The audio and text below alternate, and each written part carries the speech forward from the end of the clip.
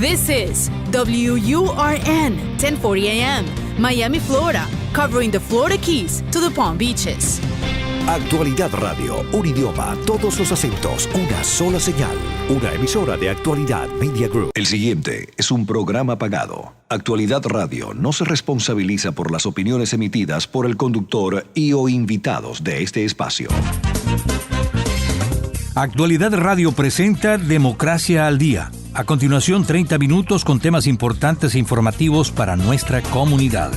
Saludos cordiales, amigos oyentes. Están escuchando Actualidad Radio 1040 AM y este es su programa, Democracia al Día. Gracias por estar con nosotros. Les decimos quienes con mucho gusto estamos trabajando para ustedes a esta hora del día.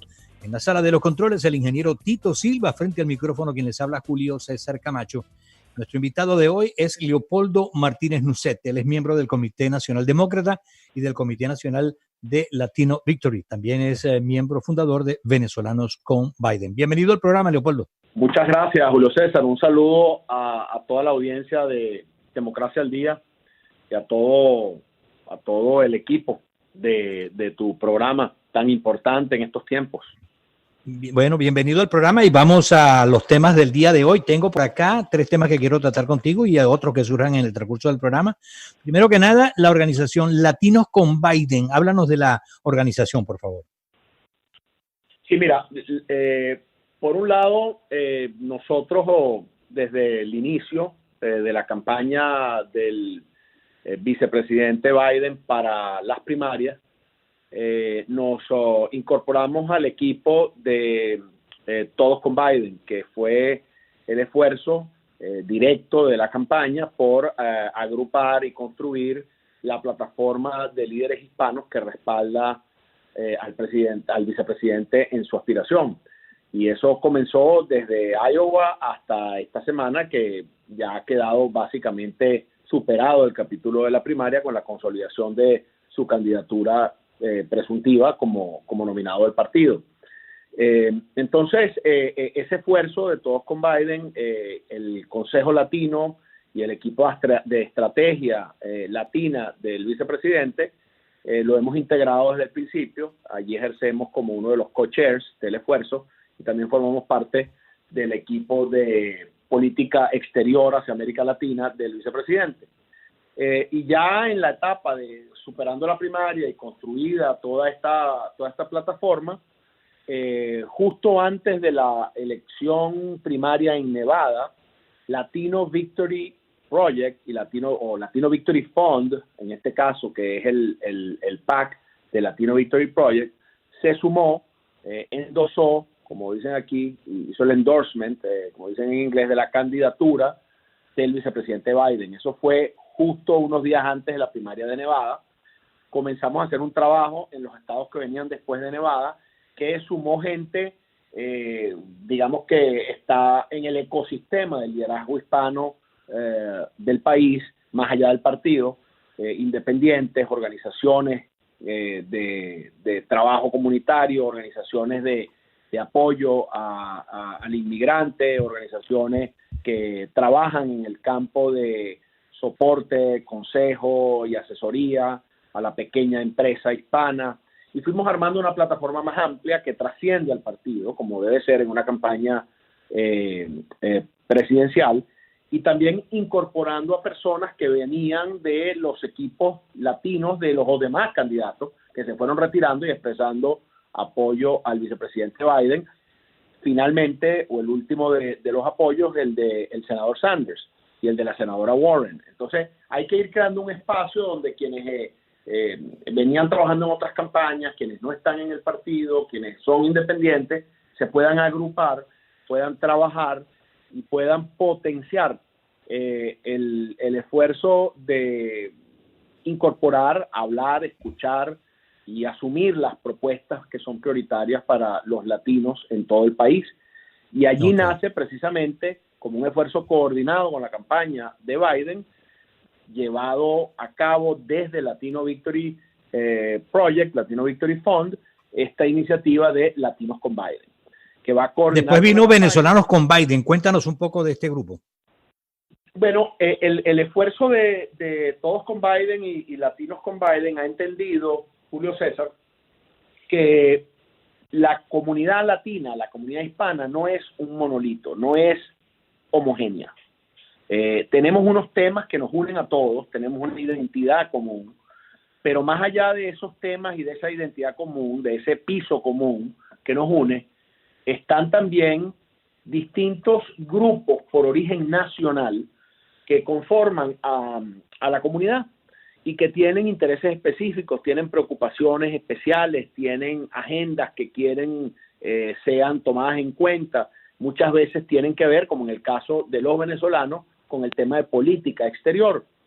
Y eso es particularmente importante cuando sales del oeste de los Estados Unidos y transitas hacia, por ejemplo, el estado de la Florida, donde están quienes nos escuchan, en donde tienes a la comunidad cubano-americana, pero tienes en el medio de esas dos grandes comunidades, que son la comunidad cubano-americana en Miami y la gran comunidad mexicano-americana en el resto del país, tienes a toda la variedad, venezolanos, colombianos, dominicanos, toda una variedad de nacionalidades que tienen a veces una sola generación o son inmigrantes de reciente llegada al país o ya tienen 2 o 3 generaciones en los Estados Unidos, y eso define también distintos enfoques, distintas perspectivas, distintas prioridades, porque tienes también el tema de los jóvenes, ¿no? Entonces, para atender esa diversidad dentro de la comunidad hispana, estamos creando grupos de trabajo dentro de la campaña de Latinos con Biden, en donde está el grupo de venezolanos con Biden. Y es muy particular. No, y tú decías algo importante, Leopoldo, que no es homogéneo el grupo hispano, aún dentro del mismo partido, y quedó demostrado en las recientes primarias cuando vimos cómo votaron por Biden en el oeste del país y cómo votaron por Biden en el resto del país, ¿no? Es correcto. Cuando estuvimos, por ejemplo, haciendo campaña en Nevada y en California, nos encontramos con que hubo, si se quiere, un quiebre generacional. Los latinos más jóvenes, de menos de 30 años, la generación millennial, tenía una inclinación a apoyar al senador Sanders. Cuando nos fuimos acercando a Arizona, y particularmente y muy especialmente en Florida, los márgenes se fueron ampliando indistintamente de la generación, más adultos o más jóvenes, a favor del vicepresidente Biden.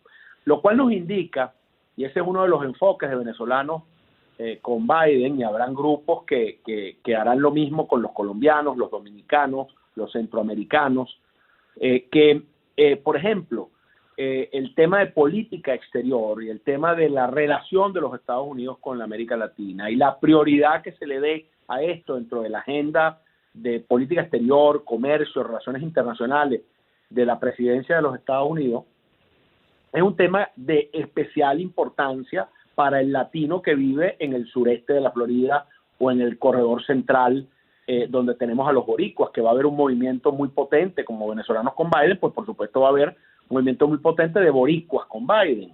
Entonces, todas esas especificidades nos obligan a tener equipos que conozcan a su comunidad, que hayan trabajado en la comunidad, que no tengan una relación simplemente electoral, personas que hayan estado 24 horas al día, 7 días a la semana, como se dice en el lenguaje del mercadeo, ¿no? y de las relaciones públicas, todo el tiempo allí presentes, que vivan, que conozcan, que sufran los problemas de la comunidad. Por ejemplo, en el caso de la comunidad venezolana, todos queremos que el tema de Venezuela se mantenga relevante, se mantenga en la agenda, que haya mucha atención. El vicepresidente Biden tiene además un particular interés en el tema de Venezuela, conoce el problema bien, está absolutamente comprometido con los esfuerzos bipartidistas para recuperar la democracia en Venezuela, pero ha insistido, insistirá e insistiremos junto a él como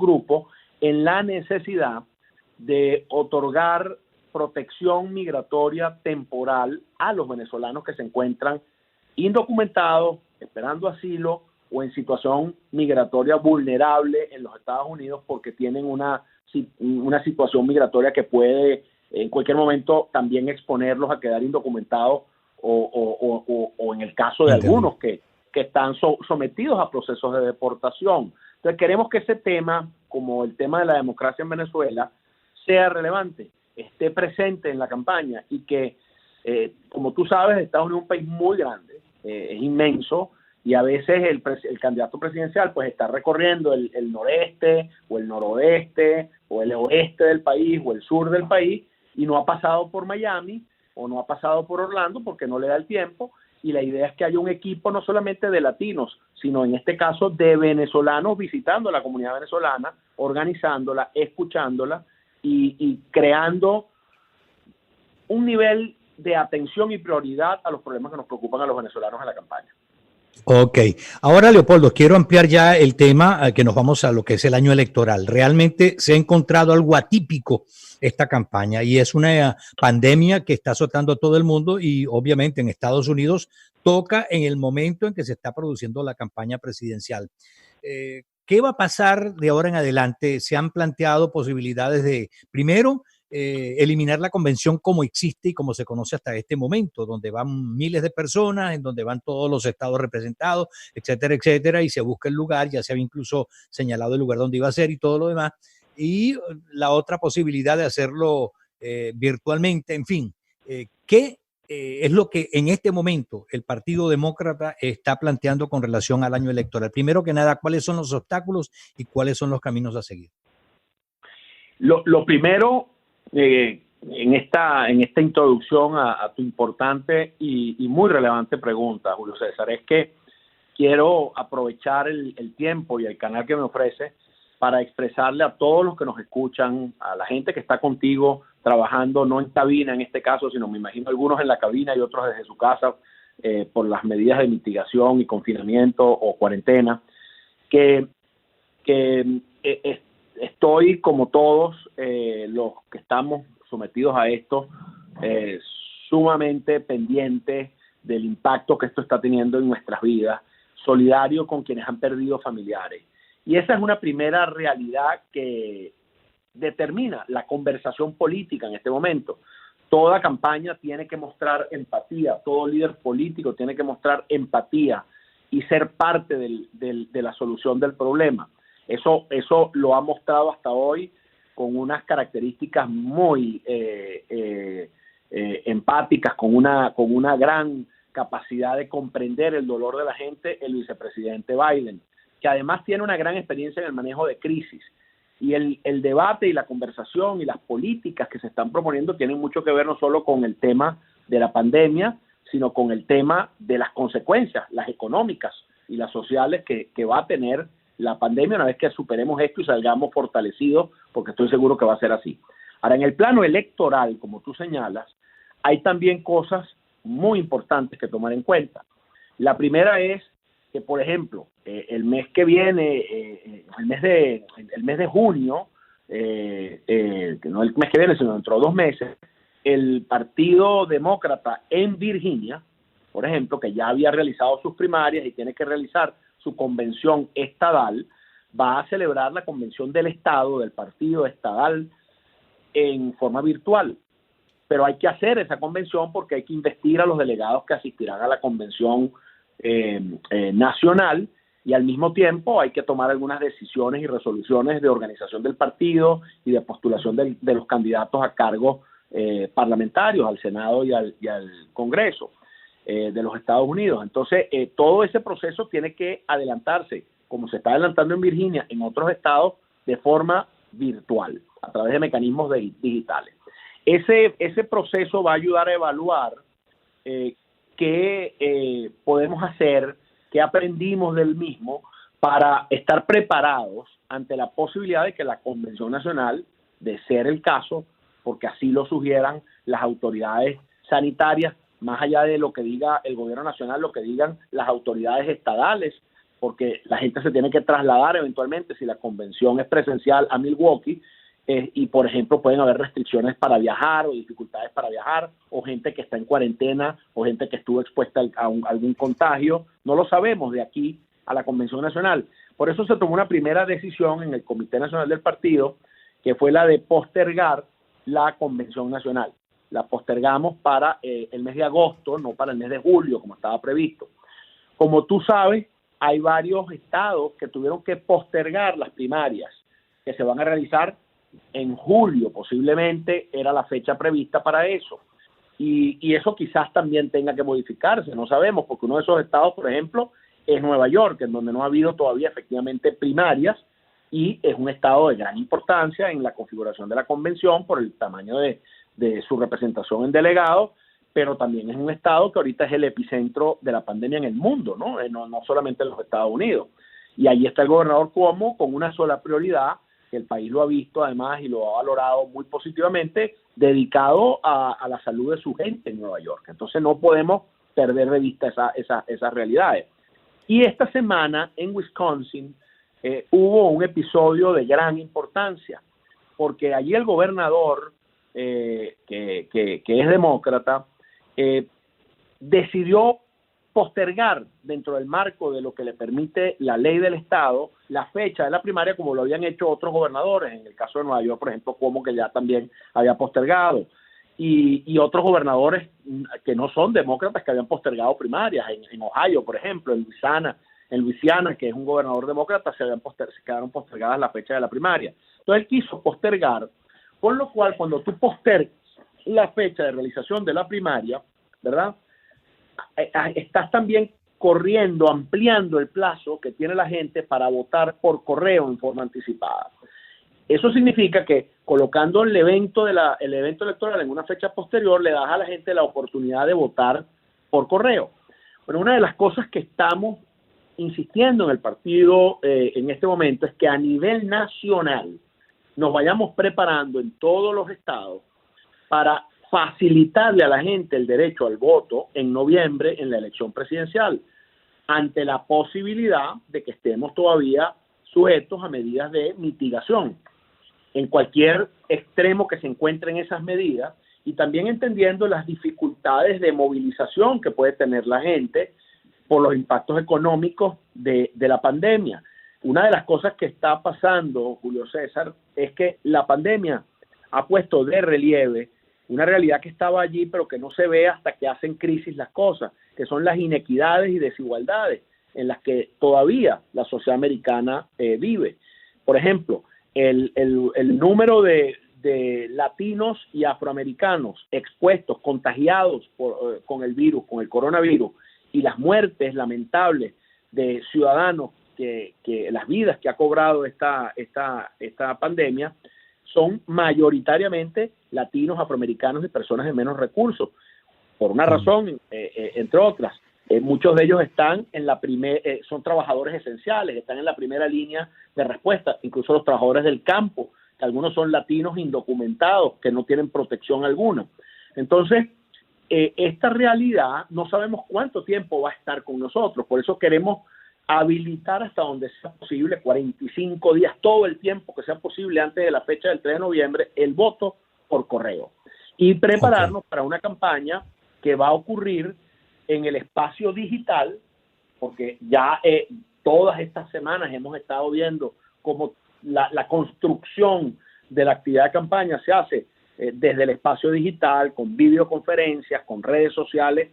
Hace la campaña más digital que se haya conocido, ¿no? Y por otra parte, como en la medida en que nos acercamos al evento electoral, no colocamos en conflicto el ejercicio sagrado en democracia del derecho al voto con la preservación de la salud de la gente y la observancia de cualesquiera que sean las medidas de mitigación social, de mitigación frente a la pandemia, o de distanciamiento social, o restricciones de movilidad que pudieran estar en vigor, o las que pudieran aplicar a una persona en su situación muy particular.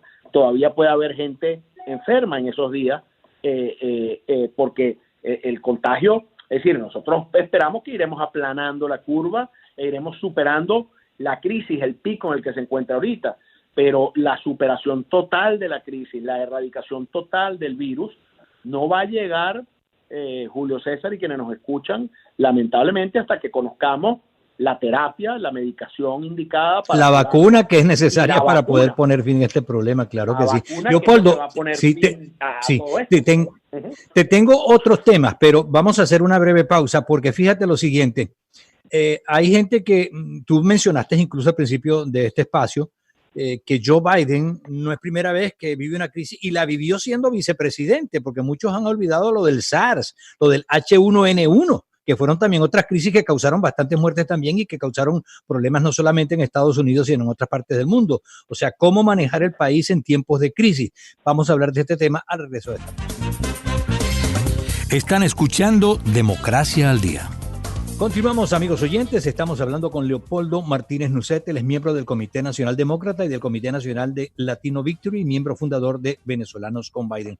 Leopoldo, estábamos hablando, y tú lo decías en la parte anterior del programa, de la necesidad de ver el futuro de lo que va a ocurrir inmediatamente después de este virus que está azotando a la humanidad. Pero hasta que no hay una vacuna, todavía, incluso habiendo la vacuna, hay que ver lo que viene de atrás, que hay que reparar y que enmendar. ¿Cómo gobernar en tiempos de crisis?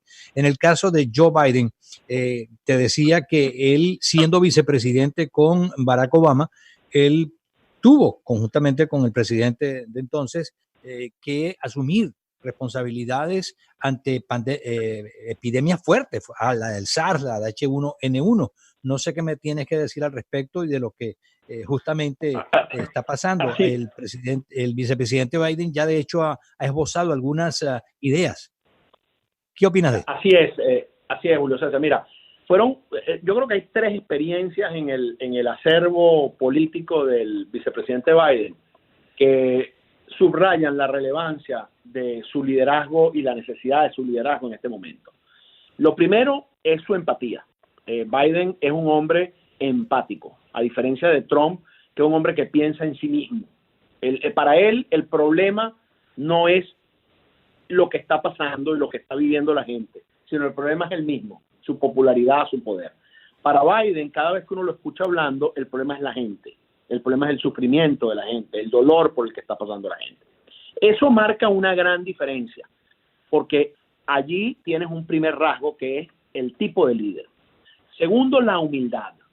El vicepresidente Biden, en las crisis que le tocó manejar, que son no solamente las dos relacionadas a las pandemias que se vivieron durante la presidencia o los 8 años de la presidencia de Obama, la del swine flu, la de la fiebre porcina, la del SARS, como tú mencionabas, también estuvo la prevención de la expansión del ébola. ¿Te acuerdas que fue una epidemia en África que se comenzaba a propagar por el mundo y se logró detener? O sea, estuvo toda esa experiencia en materia de manejo de crisis sanitaria, en donde el presidente Obama colocó al vicepresidente Biden a la cabeza de esos esfuerzos, como ha ocurrido ahora con el vicepresidente Pence, que lo han colocado a la cabeza del Task Force, de la fuerza de trabajo.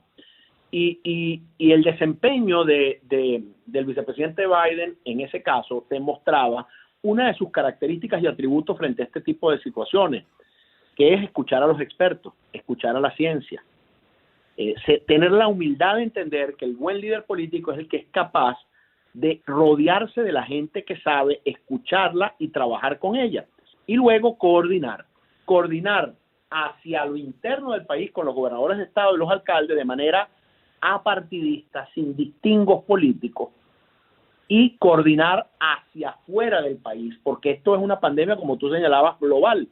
Tú no puedes trabajar solo, tú no puedes trabajar aislándote del mundo, tú tienes que trabajar combinado con la Organización Mundial de Salud, con los gobiernos de otros países que comenzaron a vivir la pandemia antes que tú y tienen una experiencia con sus errores y sus aciertos que compartir contigo, y los países que lo han hecho bien, los países que, por ejemplo, como Corea del Sur o Taiwán, por ejemplo, lograron dominar la pandemia con un sistema de pruebas masivas y gratuitas muy rápidamente para crear un sistema de ataque al virus en donde las medidas de mitigación fueron incluso sectoriales y más radicales donde era necesario, y lograron no solamente doblegar la expansión y el contagio, sino mantener cierto equilibrio en lo social y en lo económico mientras luchaban con la pandemia. Entonces tú tienes que aprender del mundo sin arrogancia, con humildad. Biden tiene esa característica. Luego también Biden tiene otra experiencia relevante que va más allá de lo sanitario, Julio César. Recuerda que cuando Obama llega a la presidencia, estamos en plena recesión económica, año 2008, en una recesión que prometía convertirse en una depresión de magnitudes iguales o mayores a la Gran Depresión de los años 20. Entonces, ¿quién estuvo a la cabeza de el equipo que Obama empoderó para manejar esa crisis que implicaba la operación de rescate de las instituciones financieras, el rescate de la industria automotriz, ¿te acuerdas? En Michigan. Sí, correcto. Y todo lo que era la operación de estímulo a la economía, el paquete de estímulos a la economía, Joe Biden. Y allí que exactamente. Sí. Bueno, Leopoldo, se nos acabó lamentablemente el tiempo, pero mira, no quiero dejar de preguntarte, correo electrónico, ¿dónde se puede comunicar la gente con ustedes, los que quieran participar en Latinos con Biden, Venezolanos con Biden? Perfecto, mira, lo más fácil es que la gente vaya a la página web latinosconbiden.org, latinosconbiden.org, y el primer acceso a la página le va a ofrecer a la gente opciones para registrarse como voluntario, para participar en distintos capítulos de la campaña, y toda esa información inmediatamente va a generar respuestas de los equipos que estamos organizando alrededor de el esfuerzo general de Latinos con Biden. Pero si la gente tiene interés de participar en Venezolanos con Biden o en cualquiera otro de los subgrupos que componen esta campaña, pues lo indica allí y se le dirige a los grupos de trabajo específicos que esto implica. Entendido. Te agradezco mucho este tiempo, Leopoldo, y en otra oportunidad podemos hablar más largo de otros temas también que están pendientes, pero ha sido un placer tenerte. Un gran abrazo y feliz fin de semana. Muchas gracias, feliz fin de semana y un saludo a todos los que nos escuchan. Cuídense mucho, estén en casa, no se expongan, y a los que tienen familiares contagiados, enfermos, nuestra solidaridad. Gracias. Leopoldo Martínez Nucete, miembro del Comité Nacional Demócrata y del Comité Nacional de Latino Victory y miembro fundador de Venezolanos con Biden. Hasta aquí nuestro programa del día de hoy. Nos despedimos desde la sala de los controles, el ingeniero Tito Silva, frente al micrófono Julio César Camacho. Esto ha sido Democracia al Día por Actualidad Radio 1040 AM. Hasta una próxima oportunidad. Actualidad Radio les presentó Democracia al Día, 30 minutos con temas importantes e informativos para nuestra comunidad.